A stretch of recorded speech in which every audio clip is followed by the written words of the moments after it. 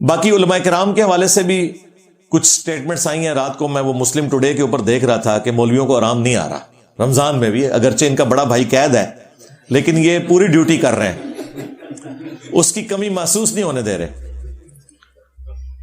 اب ہمارے وہ جو مفتی حنیف قریشی صاحب ہے حافظہ اللہ تعالی، کچھ عرصے بعد ان کو پھر کوئی جراثیم ان کے اندر آتے ہیں اور کہتے ہیں جی میرے سامنے بٹھاؤ، میں ایسے کلپس نکالوں گا، اس کی میمز بنے گی.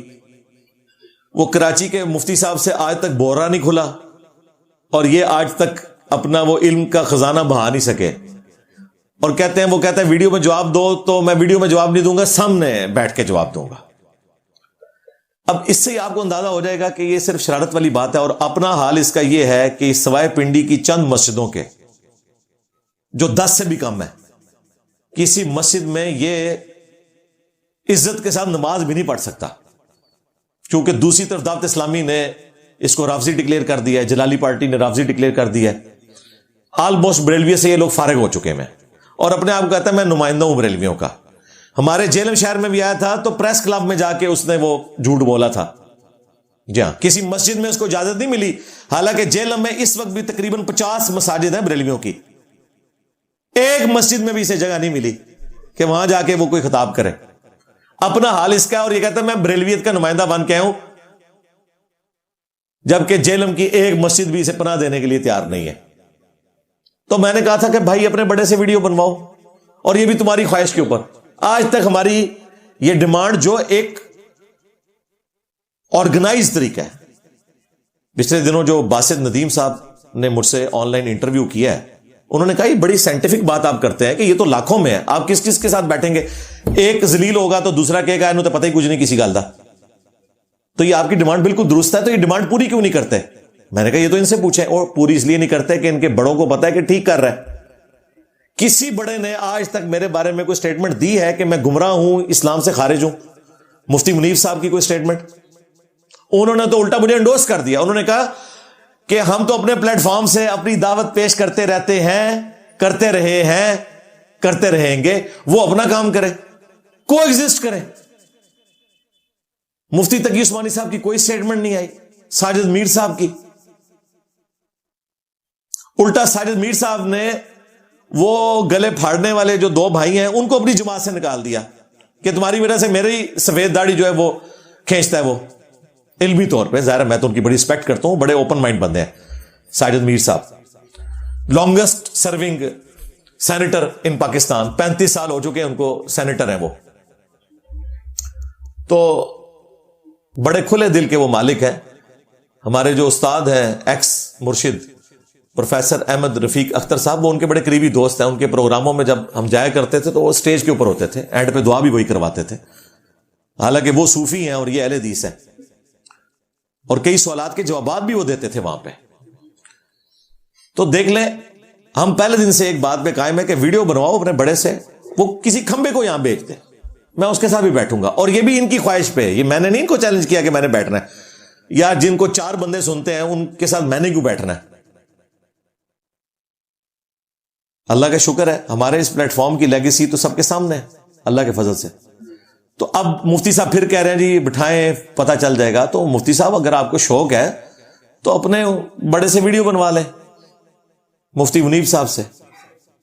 ویسے تو مفتی منیف صاحب کا بیچاروں کا اپنا حال یہ ہے کہ انہوں نے صرف ایک دیوبندیوں کی مسجد کے افتتاح میں شرکت کی ہے تو ان کا اپنا نکاح ٹوٹ چکا ہے. کیڑی جتنا دل ہے. مولانا طارق جمیل صاحب نے مجھے ایک دفعہ فون پہ کہا کہ بیٹا ذرا ہاتھ ہولا رکھا کرو. میں نے کہا جی آپ نے کوئی سخت ہاتھ رکھا تھا، آپ نے صرف ایک حدیث بیان کی تھی من کنت مولا فہذا علی مولا، تو آپ کو انہوں نے رافضی کہہ دیا. کہتے ہیں رافضی کیا، مجھے دھمکیاں دی سپاہی صحابہ والوں نے حدیث بیان کرنے کے اوپر، جو اہل سنت کی کتاب سے حدیث بیان ہوئی ہے. تو میں نے کہا آپ تو ان کے اندر رہ کر اندر کی بات بھی کریں جو وہ بھی مانتے ہوں، لیکن صرف یہ چاہیں کہ اس کے اقراری نہ ہو تو آپ کو وہ رافضی کہہ دیں. مجھے تو انہوں نے کسی صورت ایکسیپٹ نہیں کرنا. اب خیر طارق جمیل صاحب کو سمجھ آ گئی ہے. پوڈ کاسٹ جو ابھی آنے والی ہے نا شاد بھٹی صاحب کے ساتھ، اللہ کرے کہ وہ پوری اپلوڈ ہو، اس میں کافی ساری نئی باتیں میں اس لیے بھی نہیں کر رہا کہ ہو سکتا ہے وہ کٹنگ کرنی پڑ جائے. تو اگر وہ آ گئی تو بڑی اسٹانشنگ باتیں اس میں آنے والی ہیں طارق جمیل صاحب کی طرف سے انشاءاللہ تعالی. تو طارق جمیل صاحب کو ان لوگوں نے فارغ کر دیا, ہمیں کہاں سے انہوں نے ایکسیپٹنس دینی ہے. تو مفتی صاحب کو پھر میں ریکویسٹ کروں گا, آپ کو کچھ عرصے بعد دوبارہ سے کوئی مسئلہ ہوتا ہے اور آپ سیدھا کہتے ہیں جی سامنے بٹھا دو مجھے, اللہ کے بندے اپنے بڑے سے ویڈیو بنوا لو, تو جب تمہارا دل کرے آ جاؤ. میرا موبائل نمبر بھی, سیل نمبر بھی اکیڈمی کا ان کے پاس موجود ہے. دوسرے ہمارے جو مفتی صاحب ہیں کراچی والے, ان کو بھی کچھ عرصے بعد کچھ نہ کچھ کوئی پرچی لکھ کے دے دیتا ہے, تو وہ بھی جو سیز فائر ہوئی ہے وہ پھر دوبارہ سے فائر کھول دیتے ہیں. ابھی انہوں نے پھر لچ فرائی کیا ہے, اور انہوں نے کہا کہ یہ انجینئر صاحب جو بار بار چیز ہائی لائٹ کرتے ہیں کہ ہمارے بزرگ قبروں سے مانگنے کے قائل تھے, اور وہ قاسم نانوتوی صاحب کا بتاتے ہیں ارواح ثلاثہ سے کہ وہ مرنے کے 6 سال کے بعد قبر سے نکل کر آئے اور 2 مولویوں کی صلح کروا کے واپس چلے گئے, خواب میں نہیں بیداری میں. اور جس مولوی کو ملنے آئے تھے سخت سردیوں میں بھی لحاف کے اندر اس کا پسینہ چھوٹ گیا تھا. ظاہر مردہ نکل کے آ جائے آپ کے سامنے تو صرف پسینہ نہیں کچھ اور بھی نکل سکتا ہے بندے کا. تو کہتے ہیں دیکھیں ہمارا مذاق اڑاتے ہیں, یہ کوئی ہمارا عقیدہ تو نہیں ہے. اور دوسرا یہ واقعہ تو جو ہے وہ ہم مانتے نہیں, اس کے فٹ نوٹ پہ لکھا ہوا ہے کہ یہ واقعہ درست نہیں ہے. تو اس پہ میں صرف یہ بولوں گا لعنت اللہ علی الکاذبین, جھوٹوں پہ اللہ کی لعنت. فٹ نوٹ پہ یہ نہیں لکھا ہوا کہ واقعہ جھوٹا ہے, فٹ نوٹ پہ اشرف علی تھانوی صاحب نے فٹ نوٹ لگایا ہے, انہوں نے اس واقعے کی توجیہ بیان کی ہے. انہوں نے کہا کہ یہ جو شکل و صورت کے ساتھ قاسم نانوتوی صاحب فزیکلی قبر سے نکل کر آئے, اس کی 2 صورتیں ہو سکتی ہیں. یا تو کوئی امثالی بدن تھا جو روح کے ساتھ مل کر اس بندے کے سامنے آ گیا, یا مولانا کی اپنی روح نے ان کی قبر سے جسم کو اٹھایا اور وہ دیوبند مدرسے میں آ گیا. اور یہ مفتی جھوٹ بول رہا ہے, کہہ رہا ہے کہ اس کے نیچے لکھا ہے یہ واقعہ ثابت ہی کوئی نہیں. لو سامو, ان کو شرم بھی نہیں آتی, حاشیہ الٹ لگا ہوا ہے اور یہ کہہ رہا ہے جی ثابت نہیں ہے. اور یہ پرنٹ انہوں نے خود کیا ہوا ہے. پھر میں نے آج سے کچھ 14 سال پہلے, 14 میں نہیں بلکہ اب تو 16 سال ہو چکے ہیں, 2009-10 کی بات ہے, قبروں سے فیض کے عقیدے کا تحقیقی جائزہ, اس میں نے علماء دیوبند کے 1 نہیں 2 نہیں 3 نہیں کچھ 6-7 واقعات ان کی کتابوں سے بتائے تھے کہ کوئی قبر کی مٹی چاٹ رہا ہے, کوئی قبر والے سے جا کے باتیں کر رہا ہے. اس طریقے سے قبروں سے فیض لیتے ہیں. اور یار چھوڑ دیں, یہ پچھلے دنوں جب حاجی عبدالوہاب صاحب کو دفنایا رائے ونڈ میں, تو لوگ وہاں کہہ رہے ہیں جی ان کی قبر سے جو ہے وہ خوشبو آ رہی ہے, بڑی خوشبو آندی ہے جی. جی آ رہی سینٹر روڈ دے ہوتے خوشبو کئی دن تک آندی رہے گی. پھر لوگوں نے مٹی بھی لینی شروع کر دی, پھر انہوں نے منع کیا. تو میں نے کہا منع کرنے کی ضرورت نہیں, آپ کے بڑے بھی یہی کچھ کرتے رہے, وہ سارے واقعات میں نے نقل کیے ہوئے ہیں. ریسرچ پیپر نمبر 6 ahlsunnatpak.com سے آپ ڈاؤن لوڈ کریں. اور پھر ساتھ مفتی صاحب نے یہ بھی ڈنگ مارا کہ یہ جو سیاسی جماعت کے لوگ کہہ رہے ہیں کہ انجینئر صاحب مذہب پہ گفتگو کر سکتے ہیں, سیاست پہ نہیں کر سکتے, تو انجینئر صاحب کو تو مذہب پہ بھی گفتگو نہیں کرنی چاہیے. کون کہہ رہا ہے کہ جن کے بزرگوں نے دوسرے فرقوں کو اسلام سے نکالا ہوا ہے؟ میں صرف مفتی طارق مسعود صاحب سے یہ پوچھوں گا, آج آپ کہہ رہے ہیں کہ اہل حدیث جو ہیں بدعت کے پوائنٹ آف ویو سے دیوبند سے بھی بہتر ہیں, ان میں بدعت کم ہے, لیکن المحند علی المفند میں آپ کے بزرگوں نے اہل حدیث کو خوارج لکھا ہوا ہے. اس سے بھی پہلے فتاوی شامی میں در مختار کے حاشیے رد المختار میں خوارج کی ایک جماعت کا محمد بن عبدالوہاب صاحب کو, جن کو سعودیہ والے مجدد مانتے ہیں. تمہارے بزرگ خارجی کہتے تھے, ملکہ وکٹوریا کی پیداوار کہتے تھے اہل حدیث کو, آج تم کہہ رہے ہو وہ بہتر ہیں. اس کا مطلب ہے کچھ عرصے بعد تم بھی کہو گے انجینئر صاحب بہتر ہیں ہمارے بزرگوں سے بھی. تمہاری عوام تو کہہ رہی ہے, مجھے پتا ہے, اسی کی تکلیف ہے تمہیں. دوسرا, تم لوگوں نے مذہب کا ٹھیکہ لیا ہوا ہے. تبلیغی جماعت کے پاس ڈگری ہے مدرسے کی جو پوری دنیا میں وہ پھر رہے ہیں.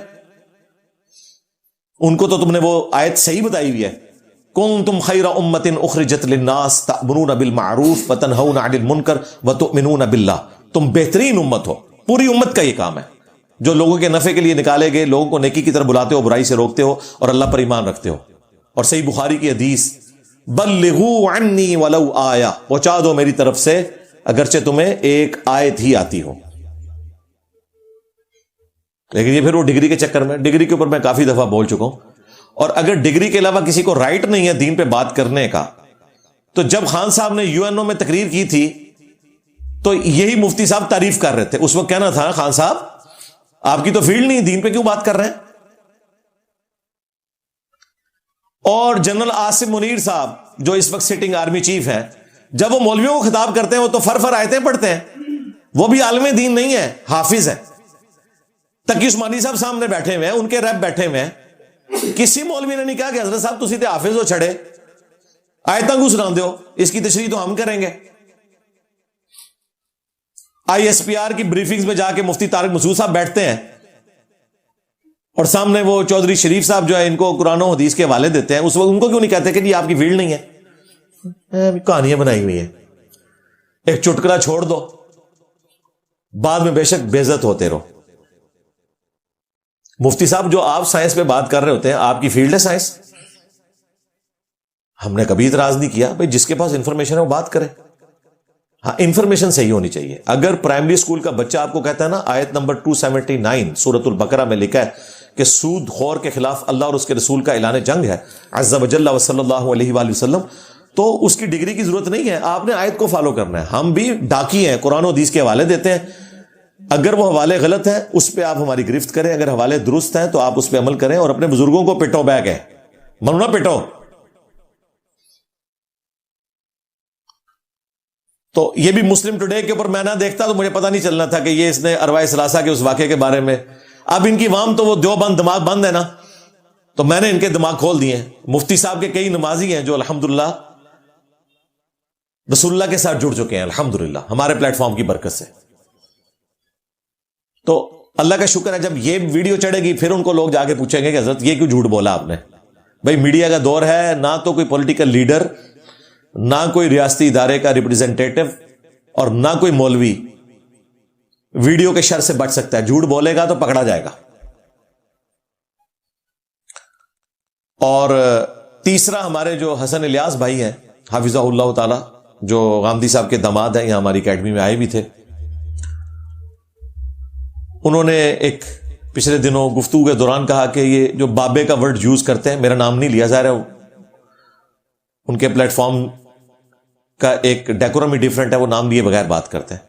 تو کہتے ہیں اس میں تحقیر کا پہلو نکلتا ہے، تو یہ ورڈ یوز نہیں کرنا چاہیے اگر آپ دعوت و تبلیغ کر رہے ہیں. ہم آپ کی بات کے ساتھ ایگری کرتے اگر جن لوگوں کے بزرگوں کے لیے ہم بابے کا ورڈ یوز کر رہے ہیں وہ بھی اسے برا لفظ سمجھتے. اور بھائی یہ بابے کا ورڈ جو ہے یہ تو ہم نے مستعار لیا ہے اپنے مصباحی صاحب سے، یہ انہوں نے استعمال کیا تھا کہ انجینئر کو کیا پتا کہ بابا کیا ہوتا ہے. بابا اپنے جہاں میں ایک وکھرا جہاں ہوتا ہے، اس کا الگ ہی ایک جہاں ہوتا ہے. یہ ورڈ میں نے وہاں سے لیا تھا. اب انجینئر مرزا محمد علی کو کیا پتا بابا ہوتا کیا ہے؟ وہ تو اس کو تو حضرت جی جو پیچھے سے پیسے آ رہے ہیں نا، اس کو تو وہ نظر آ رہا ہے، اس کو کیا پتا بابا ہوتا کیا ہے. بابا اپنے زمانے میں ایک زمانہ ہوتا ہے، بابا اپنے جہاں میں ایک جہاں ہوتا ہے، اس کا وکھرے ایک جہاں ہوتا ہے. یہ اس کو نہیں پتا اور نہ اس کی باتوں میں آنا ہے. انشاءاللہ میرا ارادہ بن رہا ہے، کیونکہ اب وہ ہمارے بابوں کی طرف آ رہا ہے اور ہم نہیں اپنے بابوں کی برداشت کر سکتے. منوس تجھے کیا پتا بابے ہوتے کیا ہیں، تجھے کیا پتا باجزید کہتے کس کو ہیں، تجھے کیا خبر جنید کس ہستی کا نام ہے. اس لیے اس کی بات بھی نہ سنا کرو، وہ بھی دل میں شک ڈال دے گی. اور انشاءاللہ بس میں توفیق مانگ رہا ہوں اپنے اللہ سے، بڑی جلدی میں نے انشاءاللہ اس کا رد شروع کرنا ہے. ایمی بکواس کر رہا ہے اپنے کمرے میں بیٹھ. یہ کیا ہوا، تیرا کمرہ، تیرا کیمرہ، تیرے ہی لوگ، تیری کتابیں، تیری باتیں. کسی دن ہمیں بھی بلا نا، تو اسی طرح لائیو چلا نا بھائی، تیری اپنی دنیا، تیری اپنی باتیں. یہ کیا حضرت ہوا؟ اس لیے میرے دوستو آپ بھی تھوڑا آپ بھی دیکھو نا حضرت. وہ کیا بھائی، اگر وہ اتنا ہی حق پہ ہے تو کیوں ڈرتا ہے؟ ہم نہیں گنے لے کے جائیں گے اور ہمیں گن کی لوڑ ہی نہیں، ہم تو درود والے ہیں حضرت. ہم نہیں برود والے حضرت، ہمارا درود ہی ہمارا برود ہے حضرت. ہمیں نہیں لوڑ کوئی بھی حضرت. ہاں بلائے نا حضرت، اگر وہ اتنا ہی سچا ہے. اگر اصل میں لوگوں کا بھی تھوڑا مزاج بن گیا ہے کہ باطل کو جلدی تسلیم کر لیتے ہیں حضرت. اب بات اتنی جلدی نہیں ہے حضرت جی. اگر چلو 100 نکال دیا تو کیا 1300 سالوں سے دنیا باطل پہ تھی؟ آج تو حق والا جم پڑا ہے. تجھے کیا نظر آ گیا الو کے پٹھے؟ تو بہرحال یہ جو ہے نا کتابیں پڑھا کرو حضرت جی، خود دیکھا کرو کہ ہمارے بڑے تھے کیا ہے. جب مصباحی صاحب فخریہ طور پر اپنے بزرگوں کو بابے کہہ رہے ہیں، اور اب یہ تو عام ہو چکا ہے، وہ سمر اتاری صاحب بھی بابے کا ورڈ یوز کر رہے ہیں، تو اس کو نیگیٹو ورڈ تو شمار ہی نہیں کرنا چاہیے. بھئی جن کا یہ ورڈ ہے وہ فخریہ طور پہ کہہ رہے ہیں، ہم انہیں کیوں نہ کہیں. لہذا حسن الیاس بھائی سے میری مودبانہ ریکویسٹ ہے، چونکہ آپ کا مزاج بھی دھیما ہے تو آپ کو دھیمے مزاج میں ہی ہم جواب دیں گے کہ آپ تھوڑی تحقیق کریں.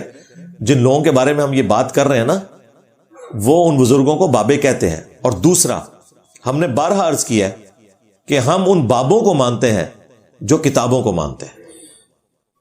یہ دیکھیں، امام بخاری امام مسلم بھی بابے ہیں، لیکن یہ وہ بابے ہیں جنہوں نے رسول اللہ کے ساتھ وفاداری کی ہے، اور جنہوں نے نبی الاسلام کے ساتھ غداری کی، اپنے ناموں کے کلمے پڑھائے، گستاخانہ عقائد شرک کے اوپر مبنی خرافات بدعات اس امت میں عام کی.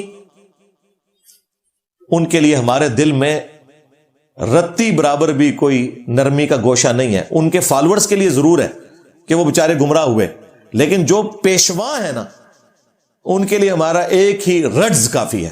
میرے نبی سا ہے ہی کوئی نہیں، تیرے بابے تھے شے ہی کوئی نہیں. سیدھی سی بات، زیرو ٹالرنس ہے. تو یہ ساتھ ساتھ کوئی تھوڑا سا ادھار تھا، وہ میں نے اتار دیا. میں نے کہا ساتھ ساتھ ادھار اترتا جائے، ورنہ وہ پھر کرنٹ افیئر کافی زیادہ جمع ہو جاتے ہیں.